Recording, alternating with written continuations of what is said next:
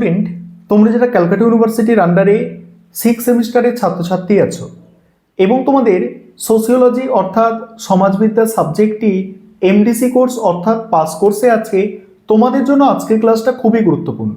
আজকের ক্লাসে তোমাদের 6 সেমিস্টারে সোশিওলজি এমডিসি কোর্সের সিসি 7 এবং সিসি 8 এই দুটি পেপারের সিলেবাস এবং 100% কমনযোগ্য সাজেশন নিয়ে আলোচনা করব।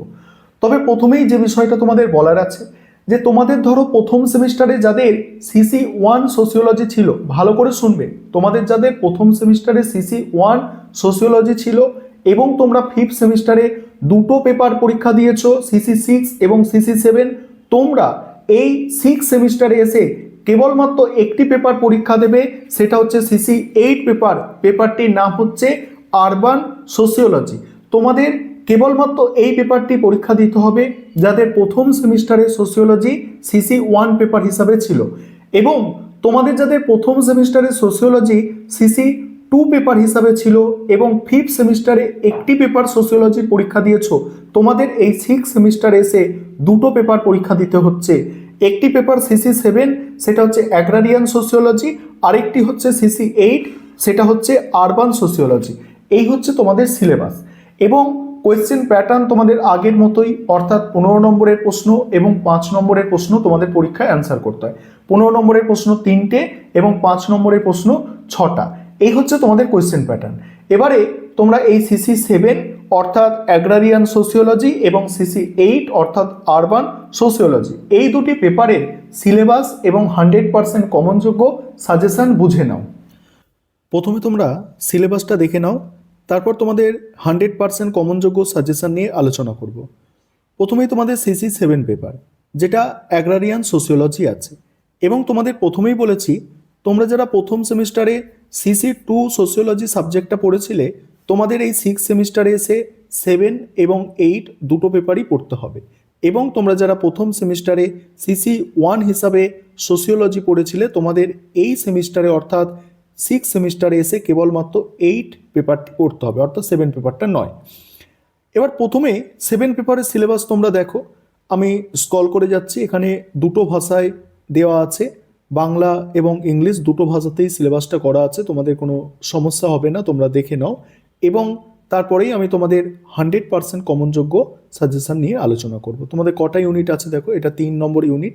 3 নম্বর ইউনিটে ভারতের কৃষি সমাজবিদ্যার মূল সমস্যা, সবুজ বিপ্লব এবং তার প্রভাব, এগুলো আছে।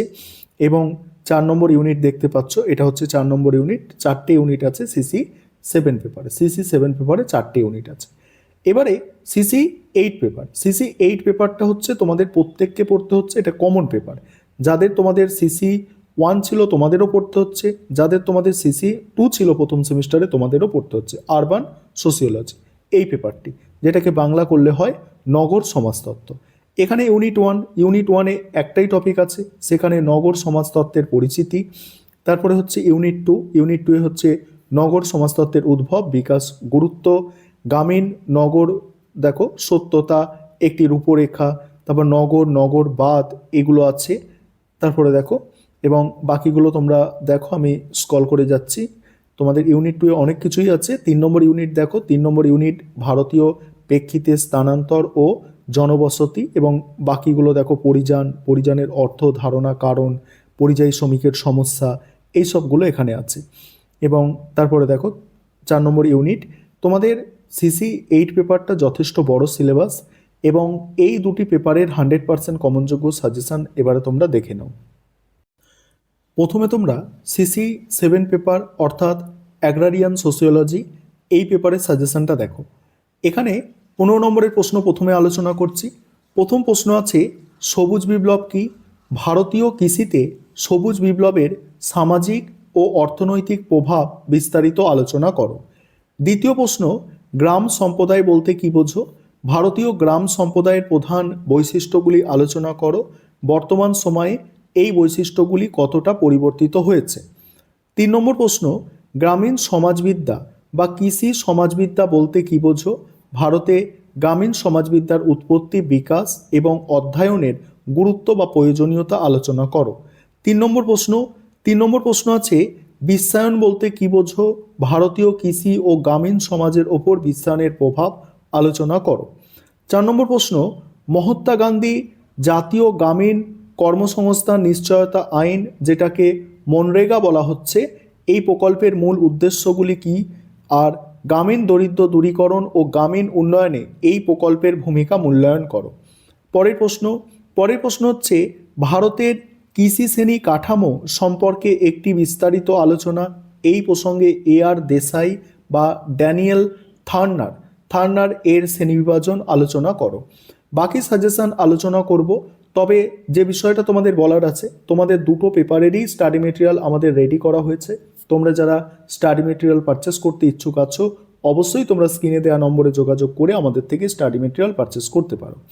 এবার 7 নম্বর প্রশ্ন, এই প্রথম 7টা প্রশ্ন এখান থেকে সব থেকে গুরুত্বপূর্ণ, তাই এগুলো স্টার দেওয়া আছে। 7 নম্বর প্রশ্ন, ভারতে গ্রামীণ দারিদ্র্যের কারণগুলি বিশ্লেষণ করো। কৃষি শ্রমিকদের সমস্যাগুলি কি কি? তাদের অবস্থার উন্নয়নে সরকার কি কি পদক্ষেপ নিয়েছে? তারপরে আছে পরিবর্তনশীল গ্রামীণ সমাজ বলতে কি বোঝো? ভারতের গ্রামীণ সমাজের পরিবর্তনের প্রকৃতি ও বিভিন্ন মাত্রা বিশ্লেষণ করো। নেক্সট আছে ভারতের গ্রামীণ উন্নয়ন কর্মসূচি হিসাবে সর্বশিক্ষা অভিযান এবং গ্রামীণ স্বাস্থ্য স্যানিটেশন ব্যবস্থার ভূমিকা আলোচনা করো। নেক্সট, ব্রিটিশ আমল থেকে বর্তমান সময় পর্যন্ত ভারতের ভূমি ব্যবস্থা বা ভূমি সংস্কারের সংক্ষিপ্ত ইতিহাস এবং গ্রামীণ সমাজে এর প্রভাব আলোচনা করো। এটা অতিরিক্ত প্রশ্ন হিসাবে দেখে রাখতে পারো, সেই কারণে এটাই দেওয়া হয়েছে। 10টা প্রশ্ন দেওয়া হলো। এবার এখানে 5 নম্বরের প্রশ্ন, যেগুলো শর্টস নোটস হিসাবে তোমরা তৈরি করবে। প্রথম প্রশ্ন, যজমানি প্রথা সম্পর্কে সংক্ষেপে লেখো।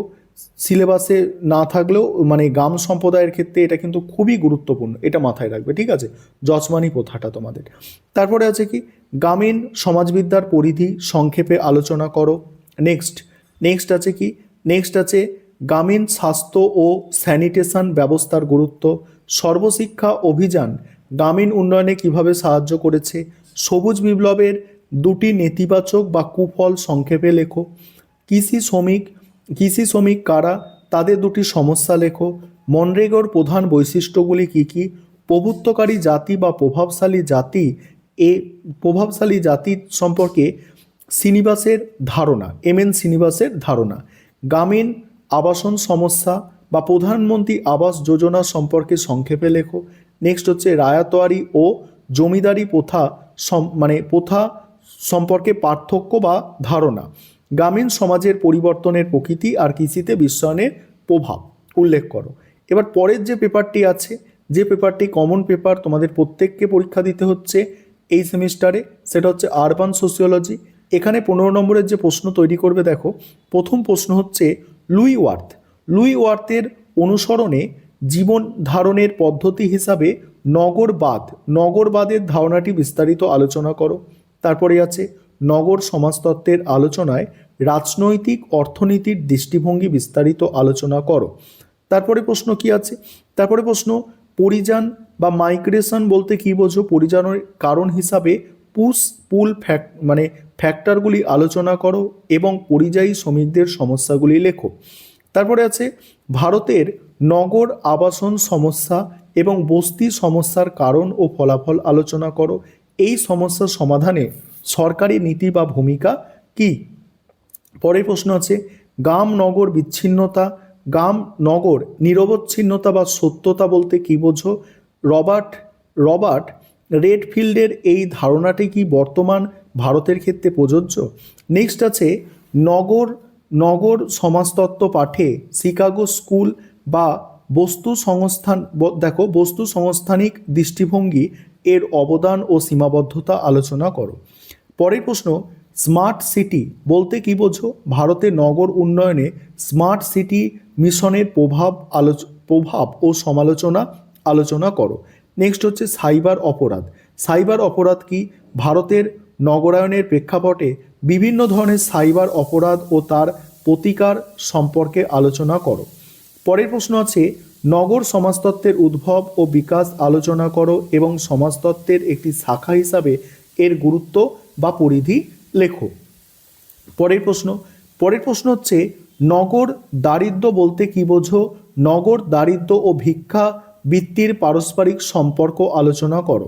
পরের প্রশ্ন, ভারতের নগর উন্নয়নে JNNURM এবং AMRUT প্রকল্পের ভূমিকা ও সীমাবদ্ধতা আলোচনা করো। তারপরের প্রশ্ন আছে, নগর হলো সংস্কৃতি। এই দৃষ্টিভঙ্গিটি জিগমুন্ড সিমেল বা লুইস মামফোর্ড এর মত অনুসারে আলোচনা করো। তারপরে 5 নম্বরের প্রশ্ন, প্রথম প্রশ্ন হচ্ছে পরিযানে ধাক্কা ও টানা ফ্যাক্টর অর্থাৎ পুশ অ্যান্ড পুল ফ্যাক্টর, ঠিক আছে। তারপরে আছে সাইবার অপরাধ ও হোয়াইট কালার ক্রাইম। নেক্সট হচ্ছে জনগণনা নগর বা সেন্সার টাউন এর সংজ্ঞা দাও। নেক্সট হচ্ছে গেটেড কমিউনিটি বা প্রহরীবেষ্টিত আবাসন। নেক্সট হচ্ছে মেট্রোপলিটন ও মানসিক জীবন এই সম্পর্কে জিগমুন্ড সিমেল। অমৃত প্রকল্পের মূল উদ্দেশ্যগুলি কি? Jawaharlal Nehru national urban renewal mission কি? নেক্সট হচ্ছে স্বচ্ছ ভারত অভিযানের লক্ষ্য। তারপরে নগরীয়তা ও নগরবাদের পার্থক্য। ভিক্ষাবৃত্তির একটি সামাজিক সমস্যা হিসাবে টিকা লেখো। আর নেক্সট হচ্ছে নগরায়নের বাস্তু সংস্থানিক মডেল। আর তারপরে হচ্ছে পরিযায়ী শ্রমিকদের প্রধান সমস্যা। এই হচ্ছে তোমাদের দুটো পেপারের কমপ্লিট সাজেশন।